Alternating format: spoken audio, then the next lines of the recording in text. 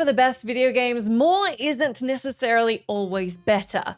This is particularly true when a video game happens to absolutely stick the landing with its ending, and then for some reason it just keeps going.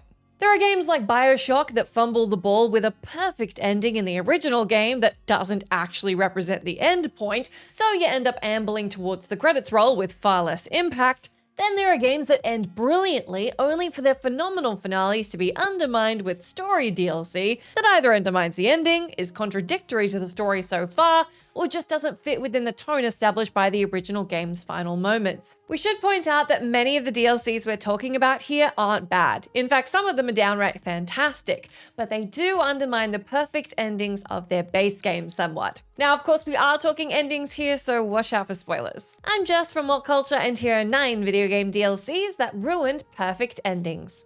Number 9. Marvel's Spider-Man: The City That Never Sleeps. It's never easy to create DLC for a game that has so perfectly wrapped up its narrative.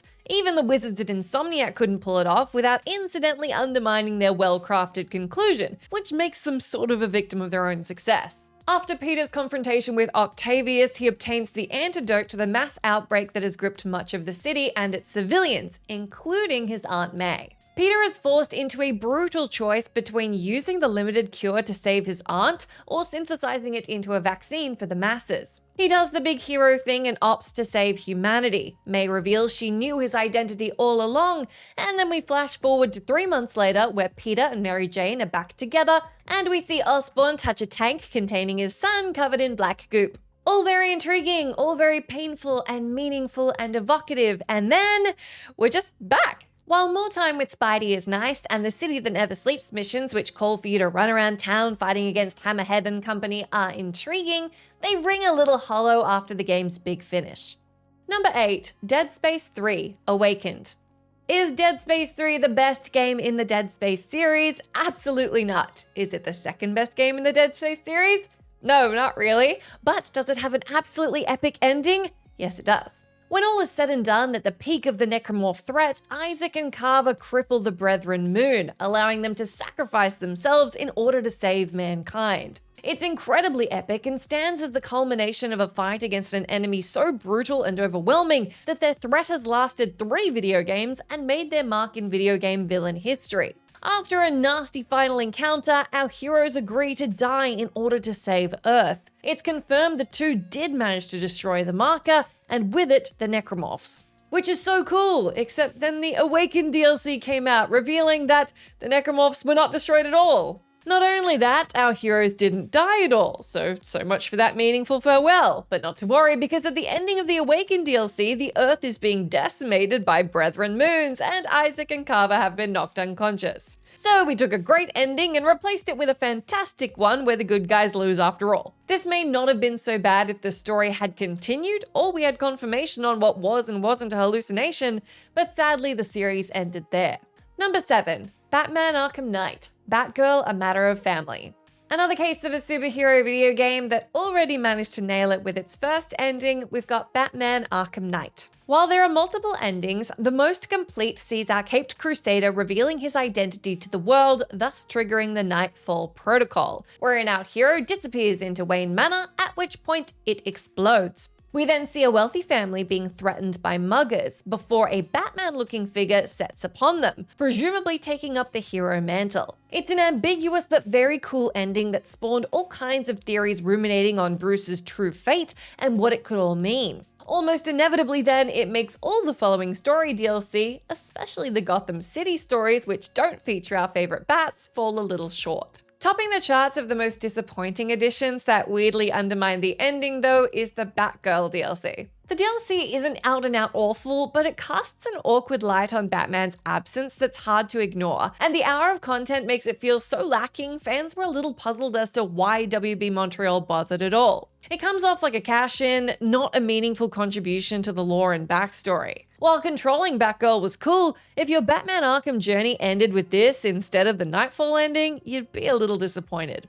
Number 6. Far Cry 5: Hours of Darkness. Now, Far Cry 5 Hours of Darkness DLC isn't necessarily bad. In fact, if you ignore the whole hours part because you're going to be knocking this thing over in about 90 minutes, it's an interesting switch up of the Far Cry formula. The DLC takes you back in time to Vietnam, where you play as veteran soldier Wendell Redler. On the upside, and it's almost all upside, there's loads of stealth gameplay in here. The setting is really fascinating, and it's a clever twist on what you'd expect from a Far Cry narrative and mechanical formula. That's all well and good. It only becomes a problem when you factor in Far Cry 5's canon ending. You know, the ending where it turns out the cult that you've been fighting the entire game was actually right all along, and there's a nuclear explosion. It's one of those genuine shocker endings that's pretty darn impossible to follow up. I mean, if they couldn't get it quite right in an entire video game in the form of Far Cry New Dawn, they weren't going to be able to top it in a story DLC.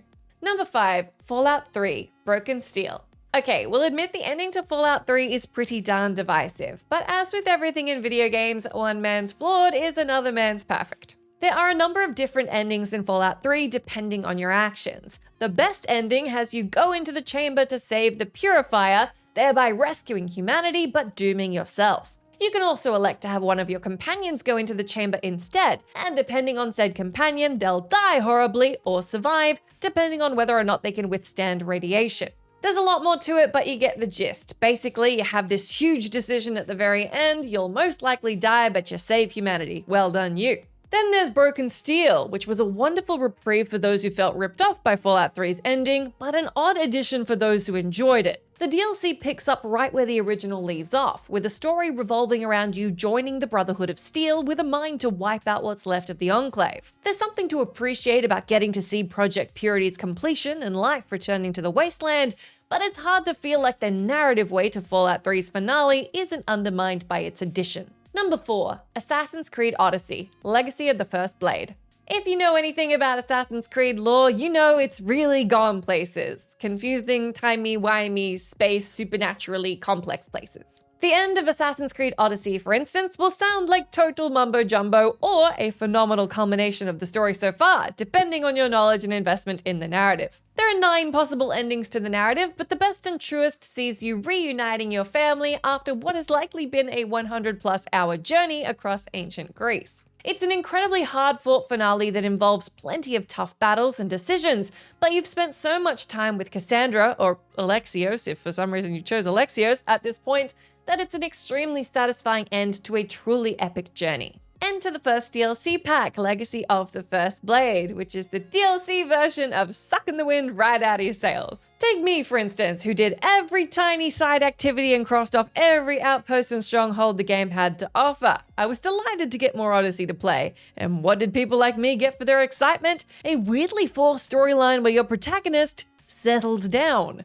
whether you want them to or not. Such was the ire at this weird turn of events, Ubisoft patched the second episode's ending so players could opt against throwing away their life of mistiosness to be a partner and parent. Not everything about Legacy of the First Blade was bad, mind you. In fact, it hit the nail on the head a bunch of times. But retconning pivotal story points, wasting a really good villain, and really betraying the heart of your protagonist didn't sit well with a lot of fans. Number 3, Prince of Persia 2008, Epilogue. When it comes to video game faux pas that we see far too often in sequels and DLCs, retconning story elements is up there with the worst offenders. Retconning an entire ending is a fan-angering step further then. Enter 2008's Prince of Persia, which ended with an extremely intense final call where the prince chose to save his lover over the entire rest of the world. The last scene of the game shows the prince walking away with Alika slung over his shoulder as the world crumbles around them. In retrospect, a pretty epic and unexpected end. As is the case with Life is Strange, sometimes you gotta go with your girl over everything else. Except in this case, the Epilogue DLC decided to backpedal on a few things. The additional content had Alika get irritated over being saved, and in the end, she leaves the prince to find her people. So yeah, yay! Much better? Number 2, The Witcher 3 Wild Hunt, Hearts of Stone. Before you send the Wild Hunt after me, Hearts of Stone is not a bad DLC. In fact, it's a fantastic piece of DLC. But it does feel particularly weird to play if you play it right after you finish the main game. No matter what ending you find yourself at when Geralt's trilogy concludes, an enormous amount has gone down that's gonna be pretty hard to shake. Maybe Geralt met up with Ciri or Yen and all was well, or perhaps you watched your beloved protege die because of a few poor decisions, and Geralt succumbed to his grief to a fate unknown surrounded by monsters. No matter which way it went, even a story as fantastic as the one told within Hearts of Stone is tough to enjoy when you have the pangs of knowing where all your faves ended up. While Hearts of Stone absolutely deserves to be played, it really fits in better before the main questline reaches its ultimate conclusion, whatever that conclusion may be. If you happen to play it after the main game, stepping away from Geralt's central narrative and character progression to tell a new story can feel a little jarring.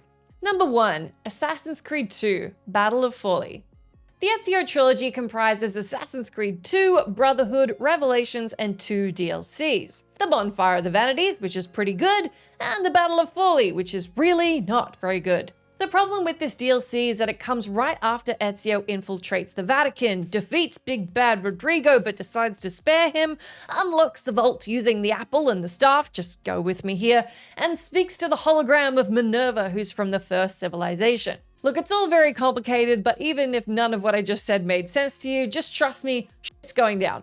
It leaves off with Minerva making Ezio aware of Desmond, which is, quite frankly, huge. This is extra epic because Brotherhood picks up right where AC2 ends. Unfortunately, if you don't want to miss a thing, you'll be playing the DLC Battle of Folly before you dip into Brotherhood. And as I said earlier, it kinda sucks. While it does answer a couple of questions, the pacing drops right off. It never really feels like a battle, and you'll wade through more of the same for very little payoff. Basically, it's getting in the way of you starting Brotherhood, so for that crime and how it pales in comparison to AC2's ending, it makes the list. That's the end of our list, but do let me know down in that comment section if you can think of any other DLCs that ruined perfect endings. As always, I've been Jess from WhatCulture. Thank you so much for hanging out with me. If you like, you can come say hi to me on my Twitter account where I'm @JessMcDonald, but make sure you stay tuned to us here for plenty more gaming goodness.